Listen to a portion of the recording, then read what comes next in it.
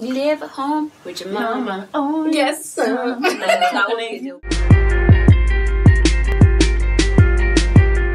Hello, and welcome to Girl Talk, Lipgloss and CandyFloss. I'm Jade, Avia. That is our special guest today. She's Princess Naya.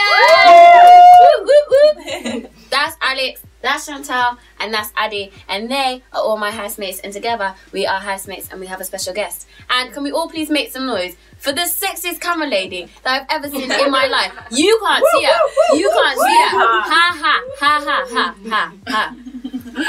There's something I want to talk about today, which is actually and has been one of the biggest deal breakers. Like, I found this guy, he was so nice, he was beautiful, his face was like Nas / Pharrell, he was the perfect height, he had an amazing job, he had money, he had everything that he was so sensitive, and yeah, you know who it is. His teeth were Wait, you haven't introduced fucked. His teeth were so fucked. And that was the biggest deal breaker for me. So basically, I want to know, what are your biggest deal breakers? I can't stop. Bad teeth are just so, like, good teeth are such an important thing for me. Okay, I have a couple of deal breakers.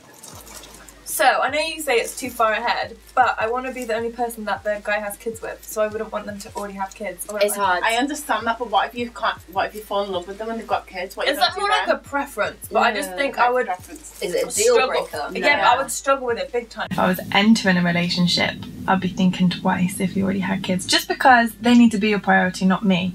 And I just want to be someone's priority, so. But surely on the first date, like, one of the first questions you want to know is if you've got kids, so you wouldn't have fallen in love with them. But what if you did fall in love with a guy and then some mysterious child pops up, like 10 years later? That shit happens. Knock, like, hey, you my daddy.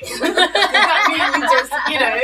It's something that at the beginning of a relationship, you might just be a bit blasé about it. Oh yeah, he's got a kid. But trust me, I've been there, like, being number two when you want to be number one is so hard. Do you know what's crazy is that if you are number one, it still can't work, because why the hell am I number one when you've got a child?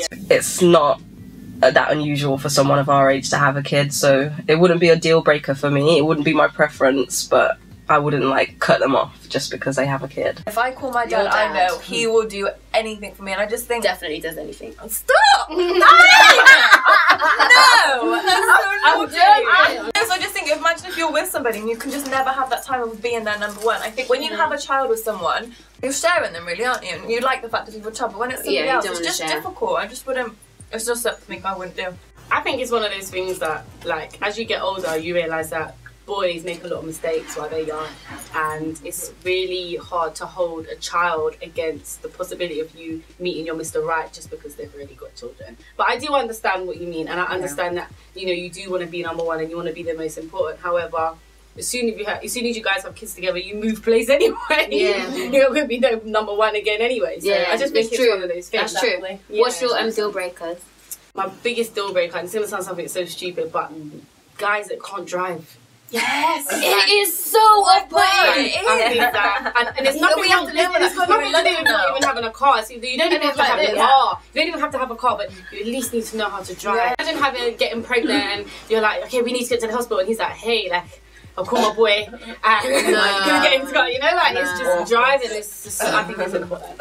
Not being able to drive is a turn off, because I just feel like as much as my man can depend on me, I want to be able to depend on him. And if something happens and I need someone and I need help, or if we're in an accident or just anywhere and you need to know how to drive, he just needs to know. Like, it makes me feel uncomfortable. The other thing with that is that having somebody who drives, has a license, but actually can't drive, is not confident about driving. Having a man who is not confident about driving is like having a mouse who doesn't know where to find cheese. Like, it's just not good at all. They're like this, 10 and 2, 10 and 2. And like the teeth thing that you said as well, I'm a teeth person as well.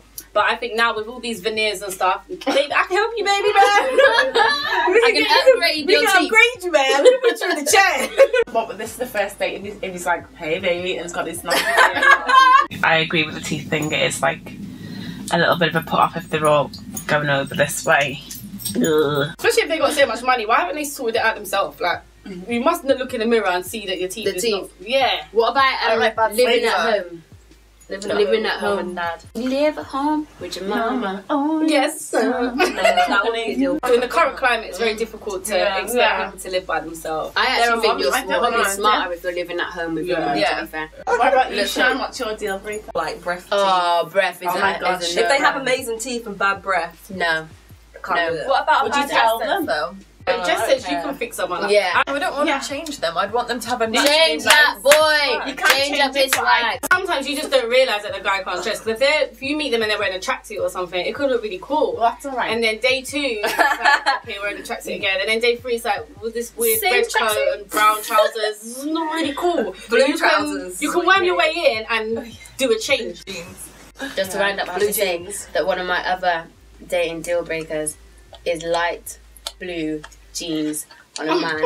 I fucking cannot stand light blue jeans. If you come to me and you've got fucked up teeth and you're wearing light blue jeans, please keep walking. I feel sorry for the boys that are looking at their jeans like. And they look at the tip like, Light blue jeans and fucked up teeth. Stay the fuck away.